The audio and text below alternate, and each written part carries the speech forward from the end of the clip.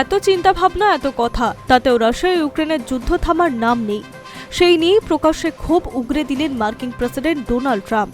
White হাউসে সাংবাদিকদের মুখোমুখি হয়ে তিনি দাবি করেছেন, গত এক মাসে প্রায় 25,000 মানুষ, অধিকাংশই সেনা, এই যুদ্ধে প্রাণ হারিয়েছেন। তার কথায়, এইভাবে রক্তপাত চলতে দেওয়া যায় না। আমি চাই অবিলম্বে এই হত্যাযজ্ঞ বন্ধ হোক। আমরা সেই চেষ্টাই করছি। ট্রাম্পের অভিযোগ, রাশিয়া এবং ইউক্রেনের কোনো পক্ষপাতী আপোষ বা ছাড় দিতে রাজি নয়। এই অবস্থায় ক্রমশ ট্রাম্পকে চরম বিরক্তিতে তুলছে। মার্কিন প্রেসিডেন্ট সরাসরি আশঙ্কা প্রকাশ করে বলেছেন, এই ধরনের সংঘাত চলতে থাকলে শেষমেশ তৃতীয় বিশ্বযুদ্ধের দিকে যাবে।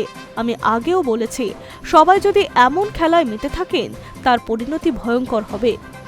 আগেই একাধিকবার যুদ্ধ থামানোর প্রতিশ্রুতিও দিয়েছিলেন ট্রাম্প, কিন্তু মস্কো কিয়েভের কোনো পক্ষই ঢিলেমি দিচ্ছে না। ফলে তিনি কার্যত দর্শক হয়ে বসে থাকতে বাধ্য, এমনটাই মনে করছে তার ঘনিষ্ঠ মহল।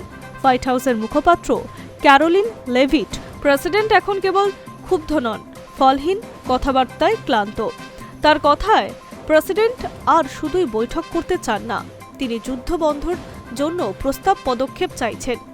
লেভিট জানান, ট্রাম্প ইউরোপের বিভিন্ন নেতাদের সঙ্গে কথাও বলেছেন। এছাড়াও মার্কিন বিশেষ দূত স্টিভ উইটকফ এবং তার দলের নেপথ্যে রাশিয়া ও ইউক্রেনের দুই পক্ষের সঙ্গে আলোচনাও চালিয়ে যাচ্ছেন। 2021 সালে শুরু হওয়া রাশিয়া ইউক্রেনের সংঘাত 4 বছর পার করে ফেললেও তাতেও শান্তি আলোচনার কোনো দিগন্ত দেখা যাচ্ছে না। এই অবস্থায় ট্রাম্পের ক্ষোভ আন্তর্জাতিক মহলে নতুন আলোচনার জন্ম দিয়েছে।